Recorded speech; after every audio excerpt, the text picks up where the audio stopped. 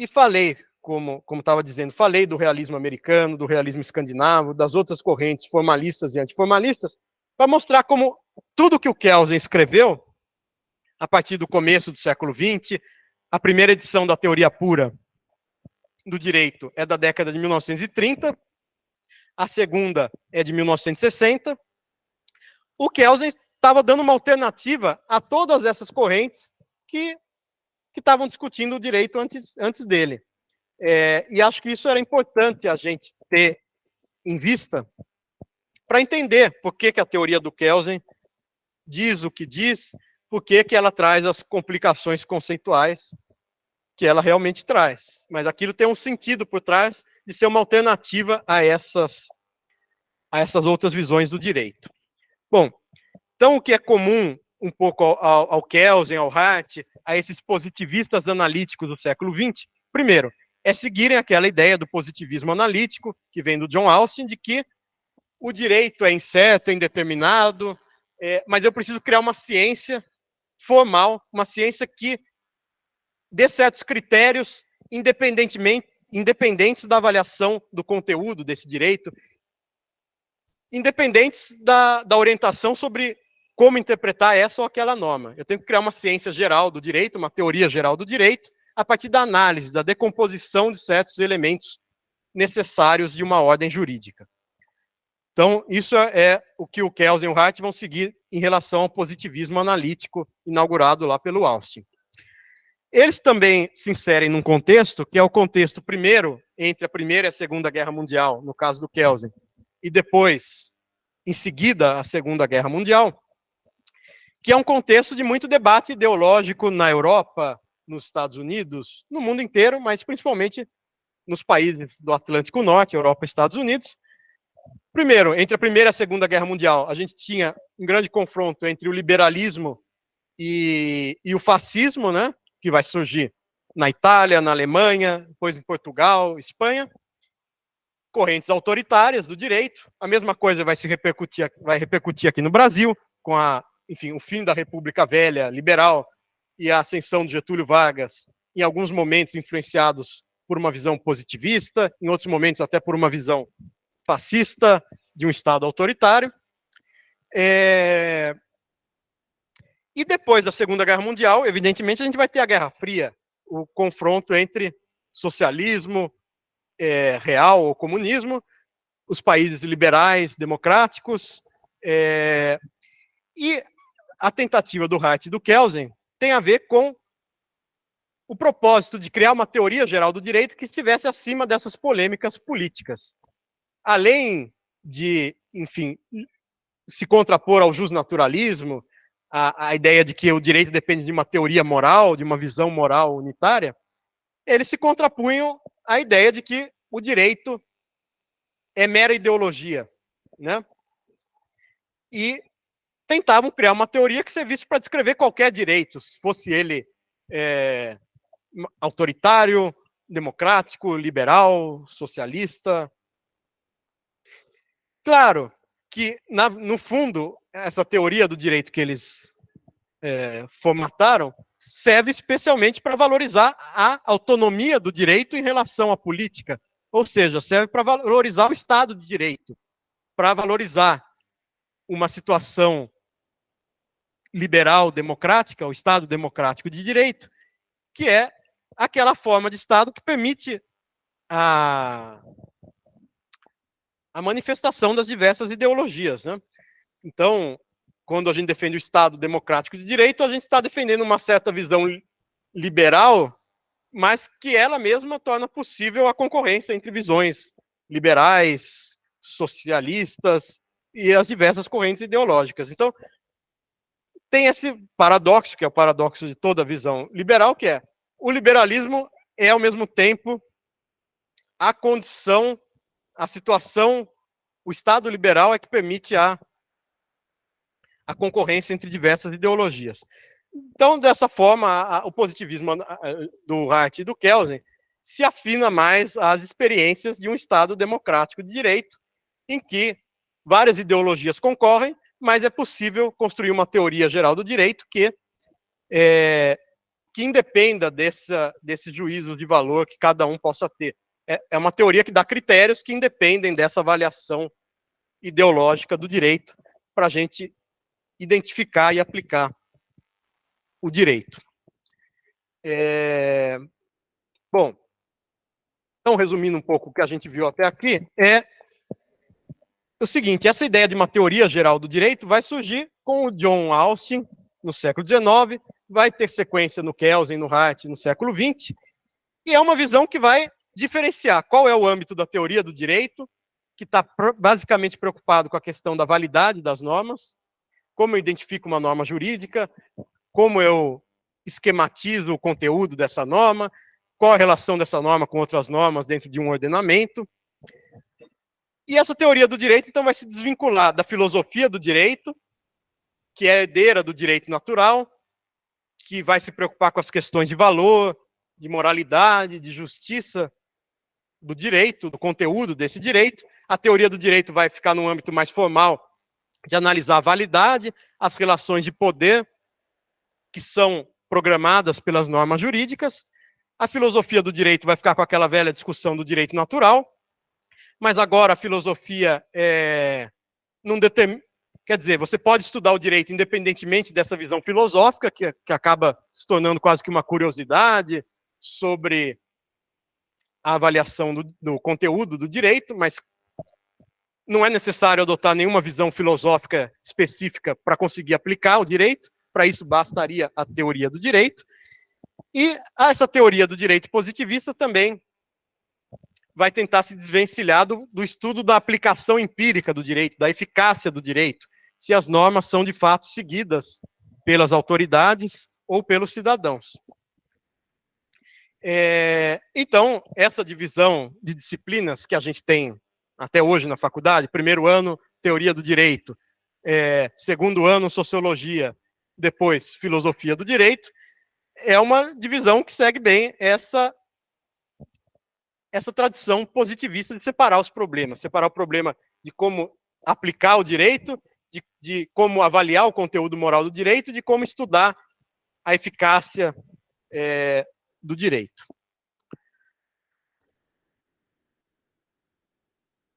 Então, para a gente entender, de novo, fazendo uma introdução ao Kelsen, queria fazer referência a duas classificações interessantes sobre o pensamento jurídico, que vão ajudar, de novo, a ver o que o Kelsen está fazendo. O que o Kelsen propôs com a teoria pura, né? Uma classificação interessante é de um autor, Carl Schmitt, um autor muito inteligente, mas que foi jurista oficial do regime nazista. Então, ele era contra a visão do positivismo jurídico, porque ele dizia: o positivismo jurídico tende a reduzir o direito às normas, a um normativismo abstrato, que é aquilo que a gente tem no Kelsen. A ideia de que o direito é um conjunto de normas, uma estrutura escalonada, em que uma norma pertence ao direito se ela foi posta pela autoridade, seguindo o método devido prescritos em uma outra norma. Com isso, a gente chega a uma estrutura escalonada, que culmina numa ideia, num pressuposto, numa ficção, que é a norma fundamental. O Schmitt achava isso uma falsificação do que é a realidade do direito, e dizia: essa foi a tentativa que o positivismo jurídico fez de tentar salvar o formalismo jurídico. Quer dizer, não dá mais para entender que a autoridade é totalmente constrangida pelas regras, como dizia o formalismo. Aí vem o positivismo jurídico e vai falar: então não vamos analisar mais o conteúdo das regras, vamos analisar apenas se a regra é válida ou não, quem é a autoridade competente para tomar cada decisão. E aí o Schmitt vai dizer: existem outras correntes, existem outras formas de estudar o direito, que não esse normativismo. Esse normativismo foi justamente a opção do Kelsen. Mas só para a gente fazer a contraposição. O Schmitt dizia: não, o direito não é esse conjunto de normas abstratas, essa ordem jurídica abstrata. O direito é produto da decisão do soberano, de um ato de poder. Por exemplo, vocês vão ver em direito constitucional o que o Schmitt diz. Uma coisa é a lei constitucional, é aquele texto que está encadernado lá da Constituição. Agora, isso é a lei constitucional. A Constituição mesmo é uma decisão de um soberano quer dizer, da autoridade política máxima, sobre qual é a forma do Estado, qual é a forma da unidade política de uma nação. Então, o Schmitt tendia a reduzir o direito à vontade arbitrária da autoridade política. E, de outro lado, ele ainda via que era possível estudar o direito como um conjunto de normas dentro de um grupo social, mais ou menos na linha do costume. Enfim, isso é interessante para a gente ver como o Kelsen também tenta fugir de uma visão decisionista de dizer o direito é o que a autoridade política decidir.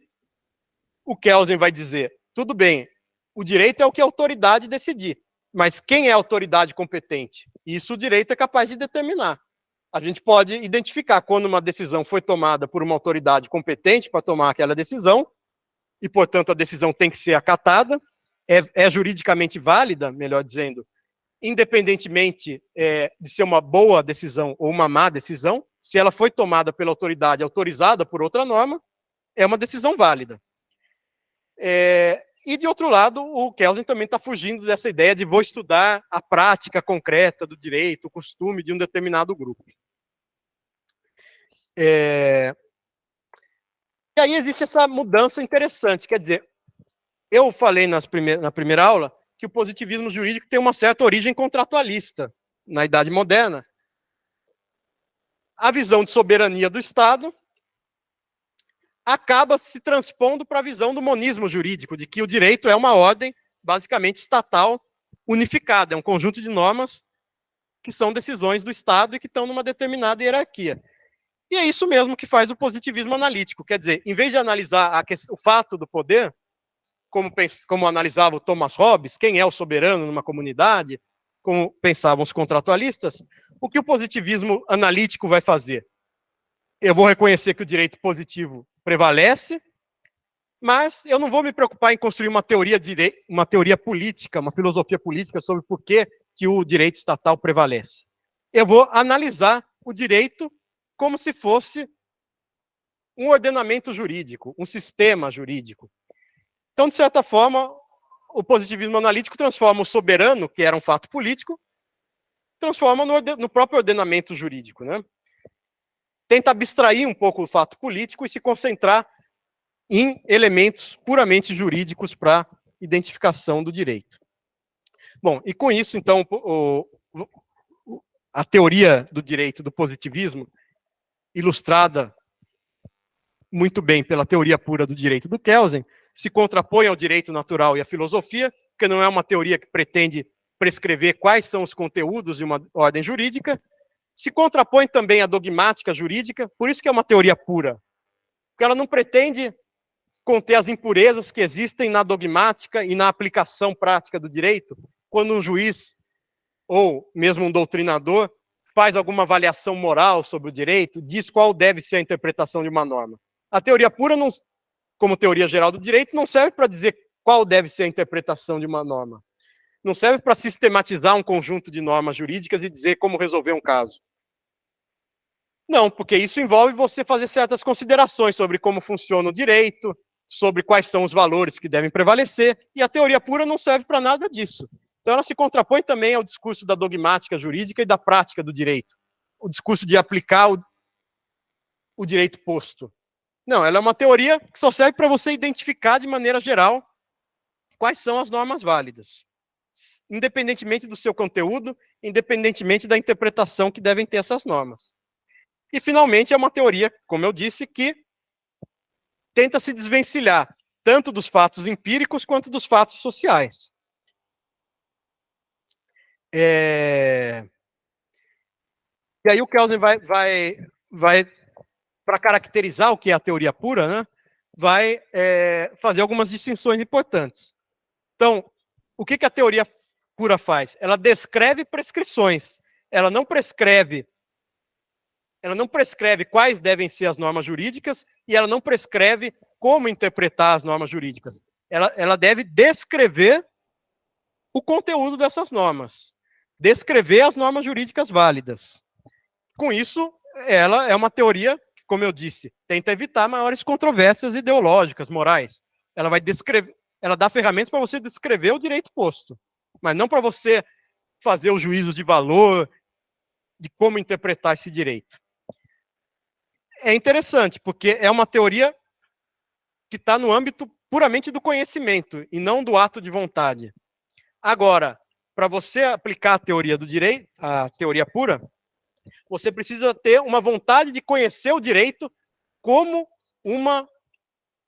um sistema puramente determinado pelo próprio direito. E aí você tem aquela necessidade de reconhecer que a única coisa que o direito determina é a autoridade que pode tomar as decisões jurídicas. Por isso, o fundamento de validade de uma norma inferior é a norma superior que determina quem é a autoridade que pode tomar essa decisão. E aí a gente chega na norma fundamental, que é esse pressuposto científico, essa ficção da ciência do direito, ou, como diz o Kelsen, é uma formulação transcendental, usando um termo do Kant. É um pressuposto racional para você entender como funciona o direito. É um pressuposto puramente da razão, é uma construção da mente do cientista do direito para ele estudar o direito de um ponto de vista que seja independente da política. Ainda, a teoria pura se preocupa com a validade formal, não com a eficácia. O único pressuposto em relação à eficácia, os dois pressupostos, na verdade, é uma ordem jurídica. Para a gente poder estudar uma ordem jurídica como direito válido, a gente tem que pressupor que, minimamente, as normas dessa ordem jurídica são seguidas espontaneamente pelas pessoas, ou quando essas normas são violadas, as autoridades aplicam as sanções prescritas contra os cidadãos. Mas é um mínimo de eficácia global da ordem jurídica, é só o pressuposto para você poder começar a estudar essa ordem como uma ordem jurídica válida. E também, de outro lado, uma norma jurídica só mantém a sua validade se ela tiver um mínimo de eficácia, se a maioria das pessoas seguir aquela norma ou for punida por desobedecer a norma, né, por descumprir o dever prescrito na norma. Mas eu não vou ficar estudando a eficácia do direito. Eu vou pressupor, ou vou constatar, da maneira mais evidente possível, que uma determinada norma não caiu em desuso, que ela geralmente é aplicada pela autoridade ou é obedecida pelos cidadãos, então eu vou passar a estudar a validade da norma. E esse que é o tema que interessa a teoria pura. Bom, e o Kelsen faz ainda, só para reforçar, a distinção entre o que é um juízo de valor com base na norma e o que é um juízo moral, subjetivo, né, sobre a norma ou sobre um determinado comportamento, mas sem ser um juízo determinado pela moldura que é a norma jurídica. O Kelsen ainda faz a distinção entre o que seria um sistema jurídico estático e um sistema jurídico dinâmico. E aqui é um ponto que eu queria pedir para vocês uma atenção especial, porque é a seguinte: o Kelsen faz a distinção entre sistema jurídico estático e dinâmico, mas depois a própria teoria dele vai ter uma parte que ele chama de estática jurídica e de dinâmica jurídica. Então, para ficar claro essas duas contraposições. O que seria um sistema jurídico estático para o Kelsen? Seria um sistema em que você tem determinados comandos, determinadas normas, e não conseguiria criar nada de novo nesse sistema, porque toda norma seria uma dedução das normas que já existem no sistema. Seria uma inferência do conteúdo que já está no sistema. Então, era o que pensavam os justnaturalistas. A partir de certas máximas, do tipo, a ninguém se deve lesar, as promessas devem ser cumpridas, a partir disso eu conseguiria deduzir todas as normas mais específicas, as regras mais específicas. E era também o que pensavam os formalistas, que o direito era um sistema estático, que a partir de determinadas normas eu consigo deduzir totalmente o conteúdo das decisões mais específicas. E o Kelsen vai dizer que o direito positivo não é um sistema estático, é um sistema dinâmico. Por quê? Porque ele basicamente regula como criar novas normas. E as novas normas podem ter basicamente qualquer conteúdo, desde que elas sejam normas, e elas serão válidas, desde que sejam postas pelas autoridades reconhecidas por esse direito positivo. Então, para o Kelsen, o direito positivo é um sistema dinâmico, porque ele pode ser alterado voluntariamente. E ele reconhece quando uma norma vai ser válida ou não, independentemente dela ser a dedução do conteúdo de uma norma que já estava no sistema.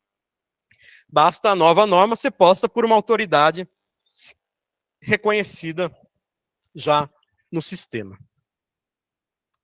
Bom, mas aí o Kelsen vai dividir. Dentro do sistema jurídico dinâmico, que é o direito positivo, você tem o estudo da estática jurídica, que é o estudo da norma, basicamente, de cada elemento desse sistema, que é a norma jurídica, e você tem o estudo da dinâmica jurídica, que é esse processo de alteração da norma jurídica, ou seja, a inserção da norma no ordenamento. Portanto, sistema estático seria um sistema justnaturalista, sistema dinâmico é um sistema de direito positivo.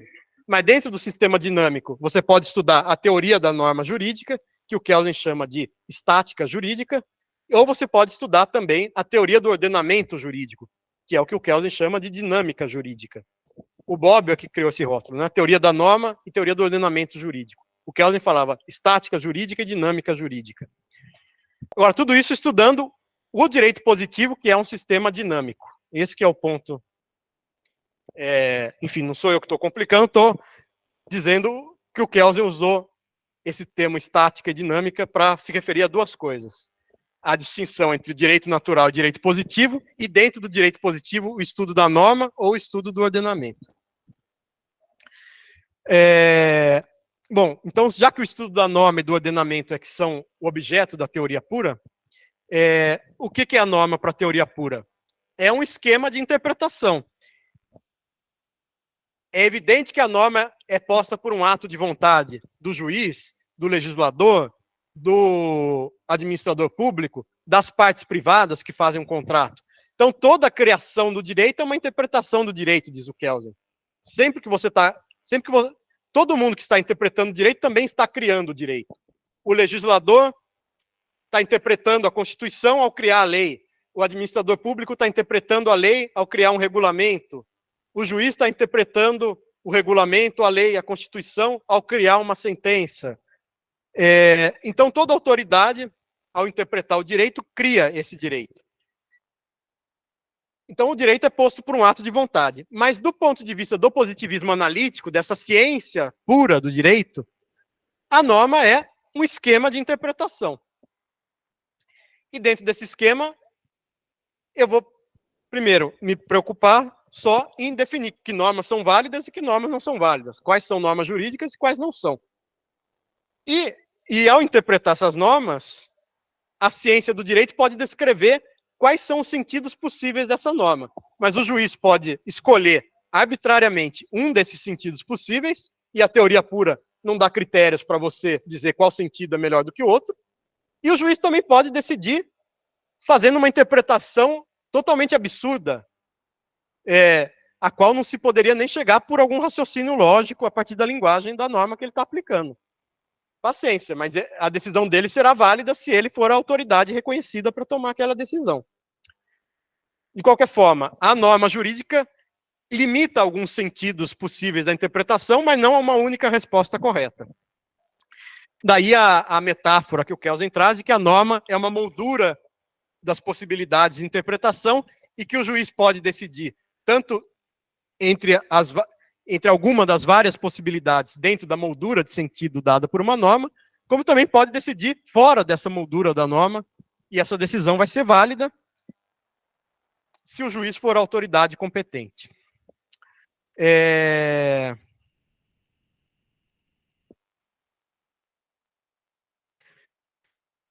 E com isso, para fazer a contraposição com o que a gente acabou de ver do realismo, né, sobre o realismo americano, o Kelsen escreveu o seguinte: a minha teoria, a teoria pura, serve para descrever prescrições, não para prescrever nada, mas ao descrever o que é o direito de um ponto de vista formal, como uma cadeia de validação jurídica, em que uma norma define os critérios para a validade da outra norma, eu estou preocupado em descrever relações de imputação. Uma norma imputa uma determinada sanção a uma determinada conduta. A validade também é uma relação de imputação. Uma norma imputa validade a outra norma. Isso não se confunde com descrever a causalidade que gera o direito, com pesquisar a eficácia, a prática empírica do direito, as relações de causalidade, quais são os fatores que interferem numa decisão. Não, eu não consigo pesquisar isso com a teoria pura. Eu só consigo definir quando que a norma é válida ou não, qual é o fundamento, onde está a outra norma jurídica que define a autoridade que poderia ter tomado essa decisão. Então, em vez de uma ciência, voltando àquela polêmica do juiz Holmes, de que o direito é só uma previsão sobre o que os tribunais vão decidir, diz o Kelsen, não, eu consigo criar uma ciência do direito, que é a teoria pura, que não vai me instrumentalizar para prever o que os tribunais vão decidir, mas que vai descrever o que os tribunais devem decidir, ainda que ele não decida dessa forma. Daí vem toda a discussão que o Kelsen faz sobre o ser e o dever ser. Bom, a teoria pura é uma teoria que pretende descrever o dever ser. Ela vai descrever quais são as normas válidas, portanto, como deve ser punida uma determinada conduta, quem deve ter um determinado direito, quem deve ser objeto de uma determinada sanção. Agora, esse dever ser não é uma questão de probabilidade, é uma questão normativa, de prescrição. Não é nenhuma previsão sobre se a pessoa será punida, nem um juízo de probabilidade se a pessoa será ou não punida. Sendo ela punida ou não, tendo ela o direito atribuído, prescrito por uma norma, o fato é que o dever ser permanece intacto. A pessoa deve ser punida, deveria ter sido punida se não foi. E, finalmente, só para, ainda nessa parte introdutória do Kelsen, para fechar essa parte, vou fazer um contraste entre o Kelsen e um sociólogo do direito, que é o Ehrlich, que escreveu um livro em 1915 sobre fundamentos de sociologia do direito.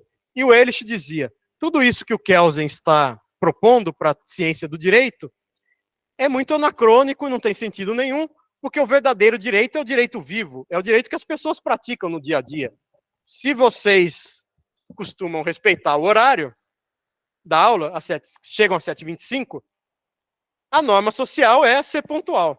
Se a gente costuma começar a aula 7h20, a norma social é começar a aula com um certo atraso. E isso é que interessa para definir o direito, dizia o Ehrlich. Portanto, dizia o Ehrlich, eu vivo aqui numa comunidade, que é a Bucovina, que é uma comunidade rural, lá, provinciana, do Império Austro-Húngaro. Eu tenho um Código Civil do Império Austro-Húngaro, mas tenho os costumes da minha comunidade. O Código Civil do Império Austro-Húngaro diz lá no seu texto que a pessoa maior de idade decide o que fazer com o dinheiro do seu trabalho. Mas dentro da minha comunidade bucovina, que está dentro do Império Austro-Húngaro, o costume é, se o filho maior de idade mora com seus pais, se considera que ele tem a obrigação de dar o seu salário, dar o que ele ganhar para o sustento da família. Então, essa é uma norma social. Se considera, com sentido de obrigatoriedade, que o filho deve dar o salário para os seus pais, se ele mora com os pais. O que prevalece, dizia o Ehrlich? A regra que está lá no texto bonito do Código Civil do Império Austro-Húngaro, ou a regra social de uma comunidade que está dentro do Império, mas que é um costume contra a legem, né? Um costume contrário à lei. O Ehrlich vai dizer, o que prevalece é aquilo que é efetivamente praticado, é o direito vivo. E como eu identifico o direito vivo? Como eu identifico o que é uma norma jurídica desse direito costumeiro, em contraposição a um mero hábito, uma mera rotina?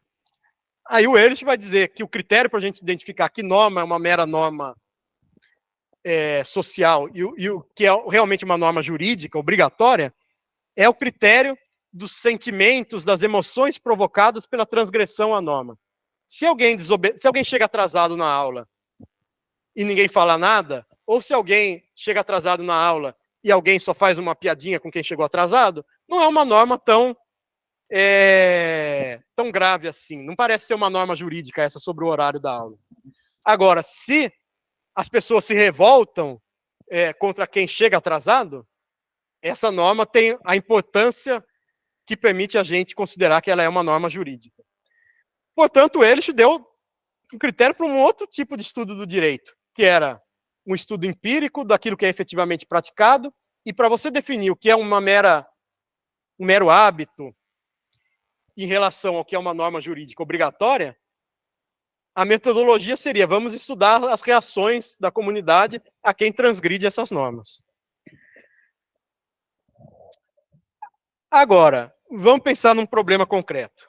O Ehrlich disse: o que prevalece é o direito vivo. Então, se uma comunidade tem um costume contrário à lei, problema da lei. A lei é só um texto formal lá, pensado pelos legisladores e estudado nas faculdades de direito. Mas a população não está nem aí para o legislador nem para a faculdade de direito. O que interessa é o que a população realmente pratica, dizia o Ehrlich. Agora, e se esse caso sobre o qual eu acabei de comentar, o filho deve ou não, tem ou não a obrigação de dar o seu salário para a sua família? Se esse caso chegar a um tribunal em Viena, ou mesmo na Bucovina, qual que vai ser o critério para decidir? Vai ser o que a comunidade acha importante, obrigatório, ou vai ser aquilo que está no texto do Código Civil, que o Ehrlich considerava, enfim, um direito morto, vamos dizer. Se o outro era o direito vivo, aquele lá era uma letra morta da lei. O que prevalece na hora de decidir um caso concreto, um conflito? O critério da comunidade ou o critério da lei, que para o Ehrlich era uma lei ineficaz? O que vocês acham? Se a gente chegar num tribunal e disser que a gente tem um costume contrário à lei, o que o tribunal vai fazer? Vai decidir pela lei ou pelo costume? Pela lei. Pela lei. Então veio uma voz do além aqui. Mas ele tem razão, pela lei. Então, esse estudo positivista da validade, de considerar as fontes do direito, a lei, não é totalmente desimportante, né? Porque é um critério que também tem a ver com a eficácia do direito. Bom, a eficácia espontânea, as pessoas podem seguir o costume, mas se houver algum conflito e ele for judicializado, a lei que vai ser, o critério de decisão que vai ser aplicado é o critério da lei, e não o critério do costume. Portanto, isso ajuda, vamos dizer, a justificar por que a teoria pura não é só uma especulação filosófica, uma curiosidade, mas é uma construção filosófica importante para instrumentalizar também a aplicação do direito. Embora a teoria pura não diga como interpretar uma norma, ela dá os critérios para você identificar a norma válida e descrever as situações jurídicas configuradas por essa norma. Diga, por favor.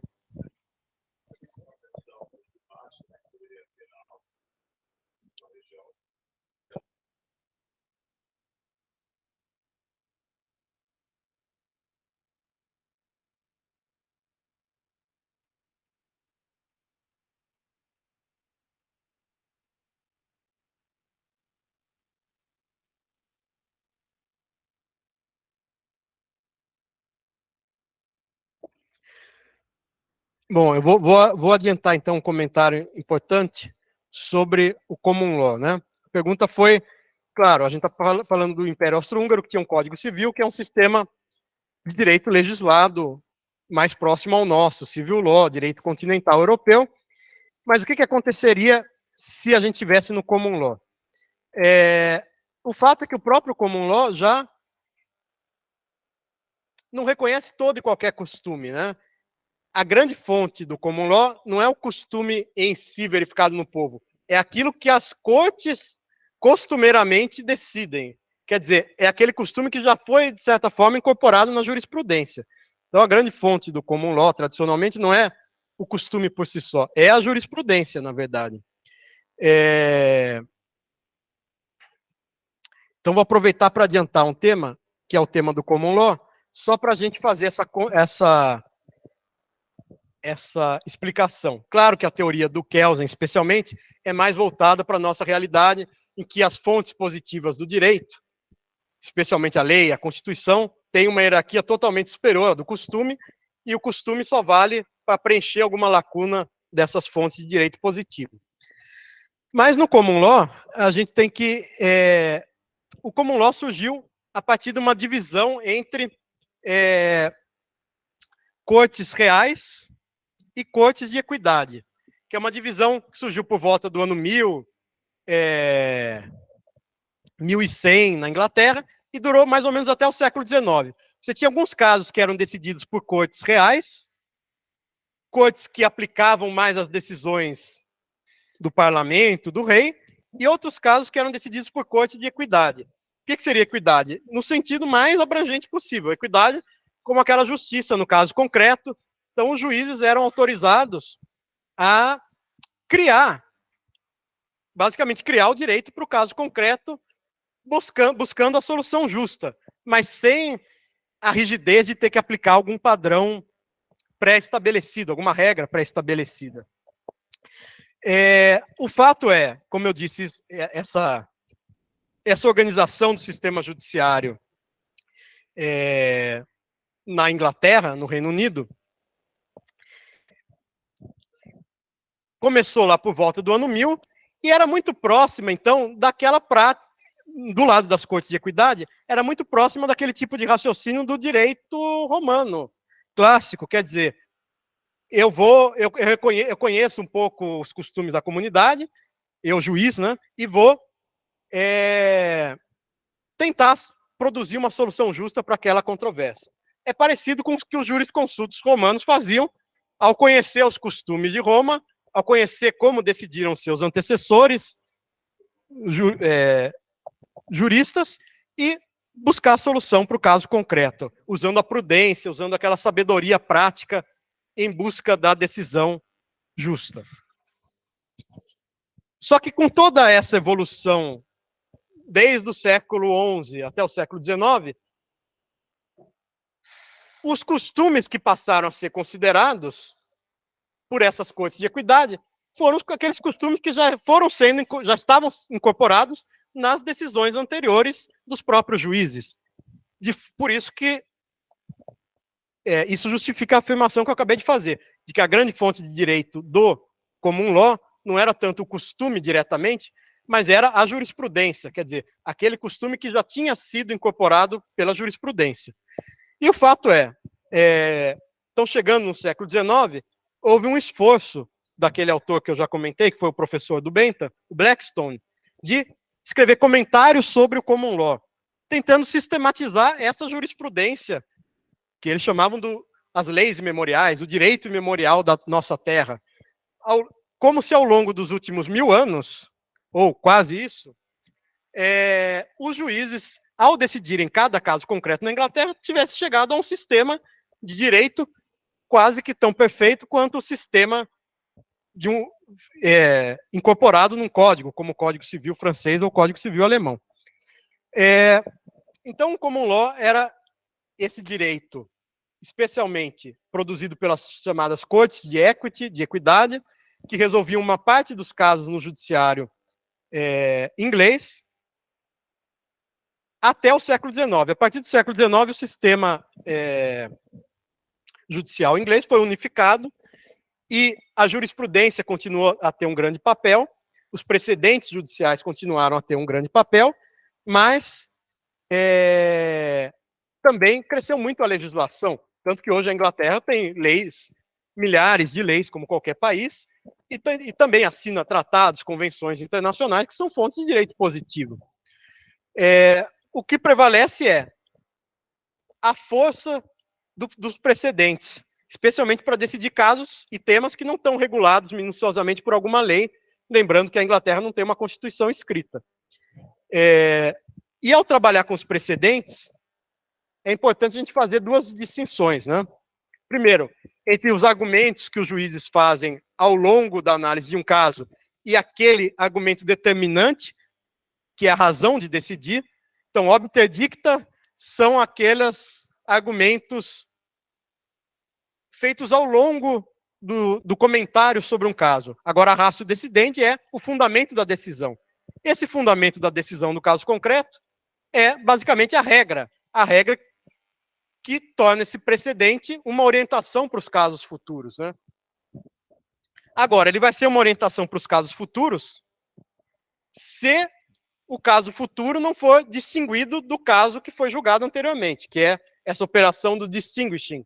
Eu posso dizer, bom, eu tenho um caso um caso parecido que foi decidido de acordo com a seguinte razão de decidir, que é a regra criada para esse caso concreto.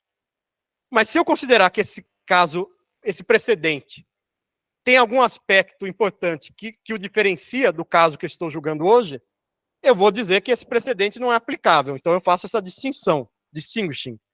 Ou eu posso dizer que a razão de decidir desse precedente é aplicável, porque o meu caso é suficientemente semelhante ao caso anterior, porém, por alguma circunstância, mudou o direito, mudou a sociedade, e eu vou mudar essa regra, esse fundamento de decisão.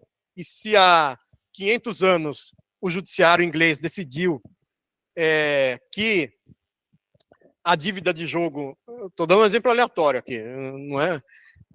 Vamos supor que há 500 anos o judiciário inglês costumava decidir que a dívida de jogo não gerava possibilidade de cobrança judicial. Mas eu posso dizer, mas as coisas mudaram e agora, no século XXI, toda a dívida, inclusive a dívida de jogo, deve ser satisfeita e, portanto, merece ser cobrada judicialmente.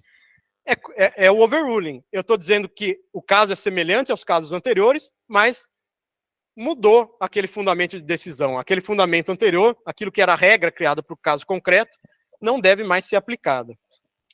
Então, o fato é, todo precedente, embora se costume falar de precedentes vinculantes, alguns autores, como o McCormick, que a gente vai ver no finalzinho do nosso curso, dizem que mesmo no common law, todo precedente é persuasivo, quer dizer, toda decisão judicial, por mais importante que tenha sido paradigmática, ela é uma justificativa importante para que a decisão atual seja tomada em concordância com as decisões anteriores.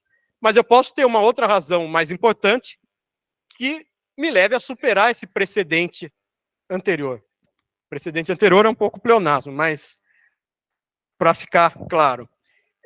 Então, o fato é, voltando à pergunta, num sistema de common law, existe um espaço maior em que a gente não tem regras definidas pelo direito positivo legislado, em que a gente tem precedentes judiciais. Mas, de um lado, tem esse espaço para seguir ou não seguir os precedentes judiciais, porque eles também têm que ser interpretados. Tem uma parte que só se volta ao caso concreto, mas a ratio decidendi pode ser uma razão aplicável aos casos futuros. De toda forma, não é todo costume que é reconhecido pelo judiciário. O próprio judiciário tende a, numa autorreferência, reconhecer apenas o costume judicial como fonte do direito ao lado do direito legislado. Né? Então, se a gente fosse pensar aquele caso que eu acabei de comentar do Ehrlich, numa situação na Inglaterra, também provavelmente o que os juízes fariam é aplicar o precedente judicial. Se os precedentes judiciais fossem em questões de família, vale o costume da comunidade, tudo bem. Mas se o precedente judicial é de que o filho maior de idade ainda é dependente dos pais, se ele mora com os pais, e por isso tem a obrigação de dar o seu salário para ajudar no sustento da família, os juízes iriam seguir esse precedente judicial. Quer dizer, o verdadeiro costume que importa no common law, resumindo, é o costume judicial e não diretamente o costume popular. Né?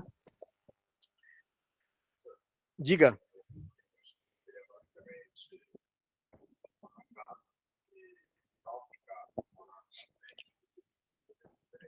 Uhum.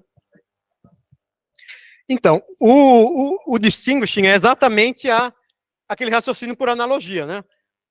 Só que aqui a gente não vai fazer analogia com o texto da lei, a gente vai fazer analogia entre o caso concreto atual e o caso concreto passado.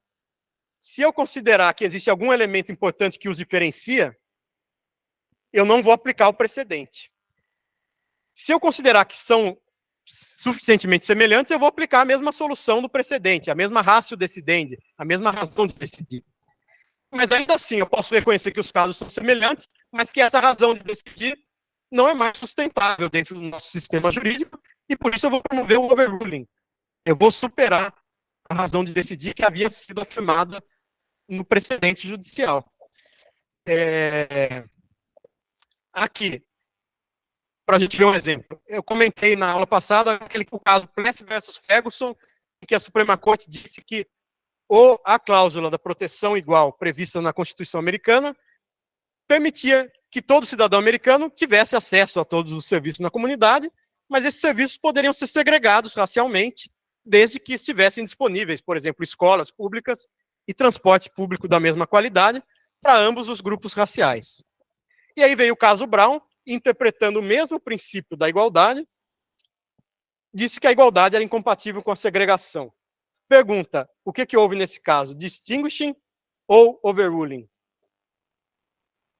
Entre o caso Plessis versus Ferguson, separados mais iguais, e os casos Brown, que acabaram com a segregação racial. Overruling, quer dizer, eles falaram, é a mesma situação. Eu estou interpretando, no caso, a mesma cláusula constitucional, porque os Estados Unidos têm a Constituição escrita. Eu poderia aplicar a mesma razão de decidir, mas meio século depois, não é mais sustentável no nosso sistema jurídico a ideia de que a igualdade seja compatível com a segregação. Então, interpretando o mesmo princípio, o caso é semelhante, eu vou superar o precedente anterior, eu não vou seguir o precedente judicial. Portanto, o common law comporta uma ideia de deferência ao precedente, seguir os precedentes, mas também comporta um espaço para superar os precedentes.